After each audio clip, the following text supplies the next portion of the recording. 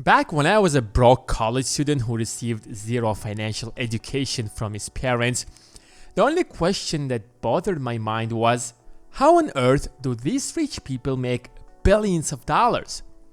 Well, the Fed is raising the rates, the stock market is collapsing, the housing market is about to implode.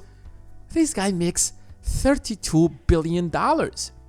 I mean, if I would make just 1/10 of that money, I would be the happiest person in the world. Even 1% of that money is like $320 million. That's the kind of money that can buy you literally anything you want. Not only you, but your kids, your grandkids. That's it. Congrats. You are forever rich. No one in your next 3 or 4 generations is going to be poor. So, how do I make that kind of money? I don't have rich parents. In fact, despite that I absolutely love my parents, they taught me nothing about money. Not because they did not want to do that, but because they are financially illiterate themselves. Because if they have been, they would have taught me something or gave me a small loan of $1 million like Trump, and I wouldn't be broke college student. What I didn't understand is that most people on this Forbes list have made so much money from nothing. Sometime in the past, when they were young teenagers or adults, they've been as broke as me. So the question that I have been wondering is, if these people with no money in their pockets made so much money, why can't I make at least 1% of that money? Before jumping into anything, the first thing I have to do is figure out, what do I need to do? So here are the rich people who don't share anything about their lives or businesses, so I'm going to completely ignore them because it's a waste of time. But here are the rich people who took the time to share what made them so successful. And one of them is Warren Buffett. I'm not a big fan of being rich when I'm so old that I can't enjoy that money. What is the point of that money if I can't use it while I'm young, handsome, and strong?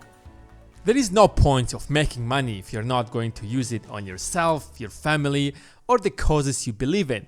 Doesn't matter. Helping poor people, saving the planet, or pay tuition for kids who can't afford it.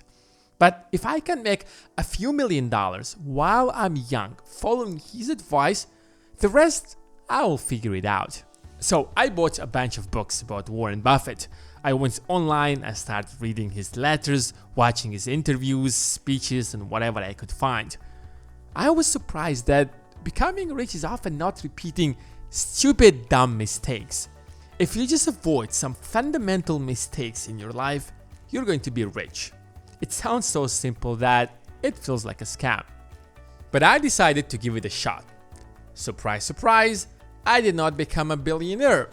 But by avoiding these mistakes and focusing on my business, I actually built something that made me financially free. So it doesn't matter how you're planning to get rich. It could be by building a business like in my case, or building a solid career. The advice is the same. You should avoid these mistakes at all costs. Number 1. According to Warren Buffett, the single biggest mistake that most people make is not learning the habit of saving properly. It sounds boring, I know, and you have heard it a million times. But everything comes down to this. It doesn't matter how much money you make, you're going to stay poor unless you master this habit. I know people who make way more money than I do, and yet every time I talk to them, they complain that they can't afford this or that. They are worried if they are going to get fired or the economy will fall into a recession. The only question that I have, what on earth did you do with all of that money that you have made in the last 5 years? You could have achieved easily financial independence and saved up that money, and no matter what happens, you would have been fine. But no, you satisfied your urges and bought expensive crap that today holds no value. Here's how people become rich. It's very simple. You patiently save enough money that makes enough money that pays for your basic bills. You're financially free, congrats. Now you can afford to do whatever you want to make a lot more money. You're not tied to anyone, you're not accountable to any boss, you're not obligated to waste your time doing anything that doesn't satisfy you or make you even more money. So from there, you're going to make hundreds of millions, if not billions of dollars. But that's not going to happen unless you master the habit of saving money. The second mistake that most people make is trying to time the market. With all of his brain power, experience, wisdom, you name it, he never tries to time the market.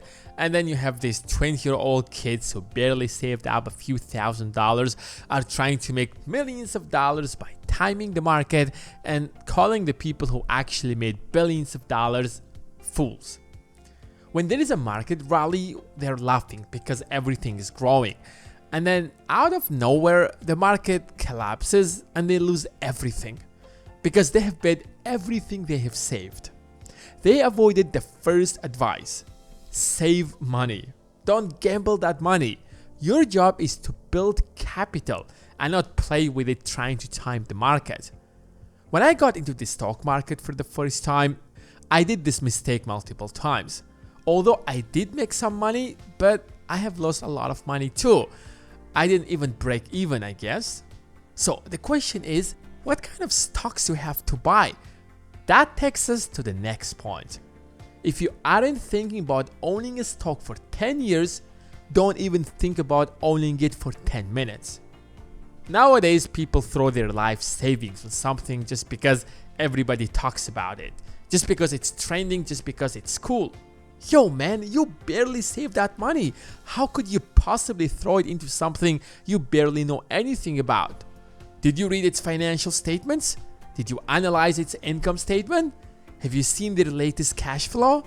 Do you have any idea about how the company plans to grow in the next 5 or 10 years? You haven't done any of those things, but you still decided to bet your life savings. FTX is a great example. It's crypto, of course, but it had exposed us.